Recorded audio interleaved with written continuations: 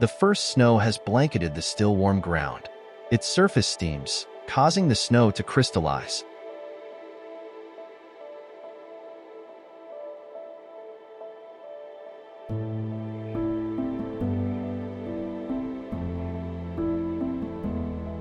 On this splendid sunny day, the snow feels like a luxurious feature, while the nearby Chernivtsi city remains snow-free.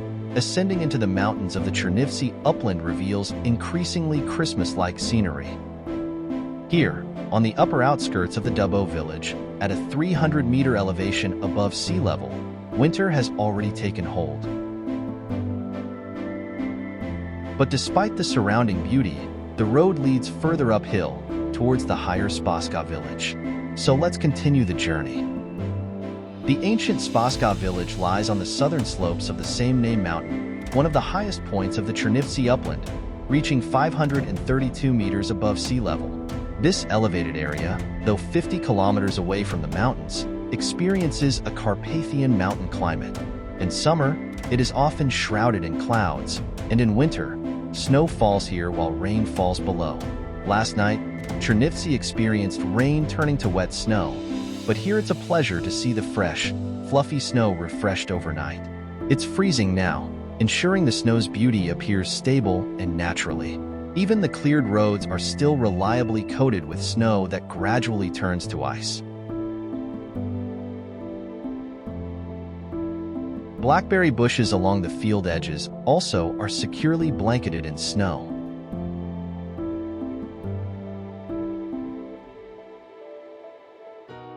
Here, on the western outskirts of Spaska village, the southern slope of the same ridge opens up to a beautiful panoramic view with a many-tiered horizon.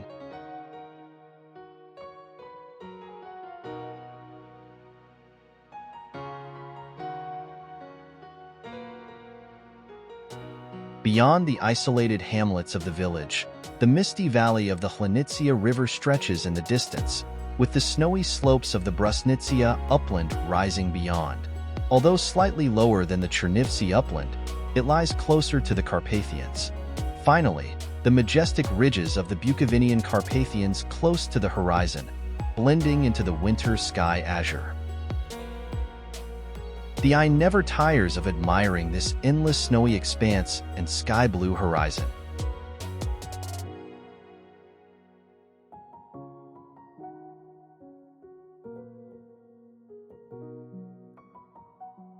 At the forest edge, it's fascinating to observe how different tree species look under the snow, with pines standing out as particularly striking. Their massive branches have noticeably sagged under the weight of the snowy decorations.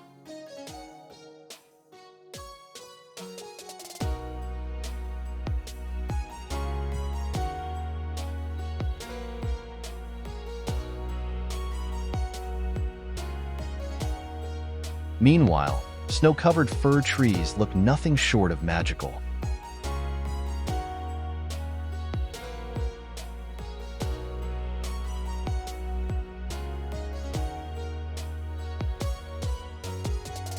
On such a day, it's delightful to wander into the forest and explore its secret life. The first thing that catches your eye is the abundance of wild animal tracks on the snowy paths.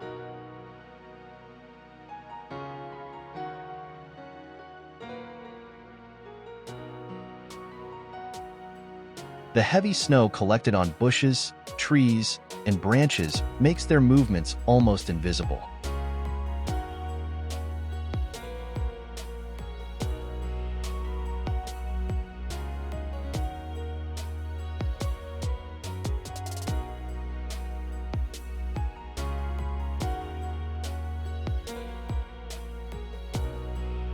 Beyond the protruding sharp ridge, the highest element of the landscape, a centuries-old beech forest unfolds on the northern slope.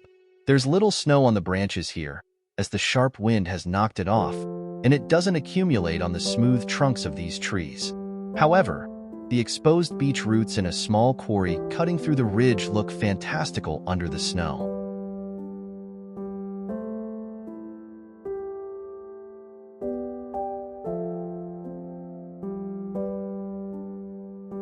In contrast to the northern slope, the completely snow-covered oaks, sycamores, linden trees, maples, and other deciduous species on the southern slope are a feast for the eyes.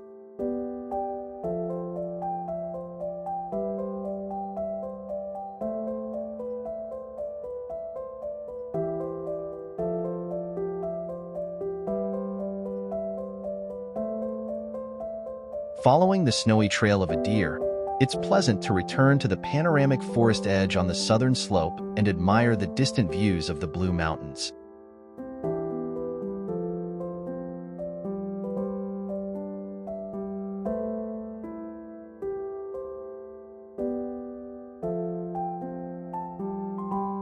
Here, the trunks of ancient oaks are snow-covered only on their northern side, bearing the marks of the nocturnal snowstorm.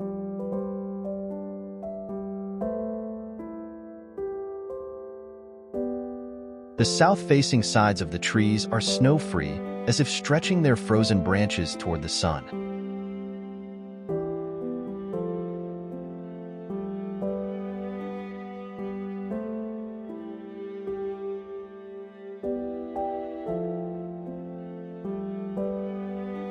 And it's not in vain. The snow on them gradually evaporates in the sunlight, breaking off in chunks with gusts of light wind.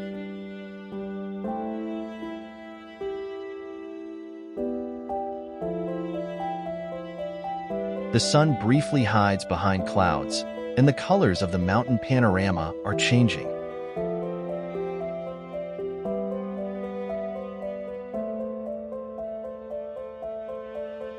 The carefree, all-encompassing sky blue transformed to gray and dark blue shades.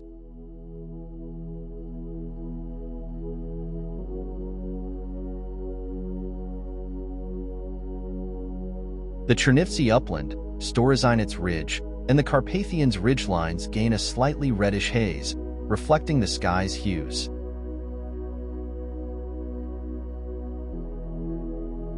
Creating a Christmas mood, a small chapel dedicated to Saints Peter and Paul stands at the forest edge.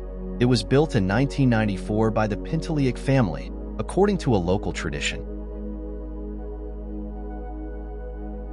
Across the road, on a hill above the intersection, a more ancient chapel rises, built in 1926 during the Romanian era by the local Dragomoretsky and Valiavsky families. South of the small churches, a side ridge stretches between two fields. A few ancient oak patriarchs remain here, as the same trees near the chapels.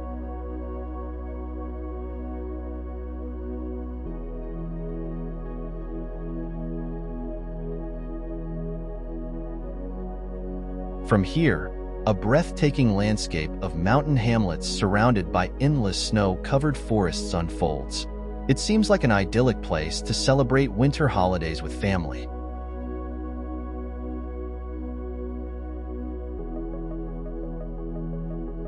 Slightly west of the chapels, the main ridge ends, opening up views in three directions. Beeches are no longer present here, so on the more textured bark of other deciduous trees, snow clings more intensely, even on the northern slope. On the southern slope forest edge, as before, the snow-covered pines delight the eye. They create a beautiful ensemble with the steppe vegetation, as the covering snow highlights all the variations and changes in scale. In this open area, the wind occasionally knocks small fountains of snow off the evergreen branches, like festive confetti.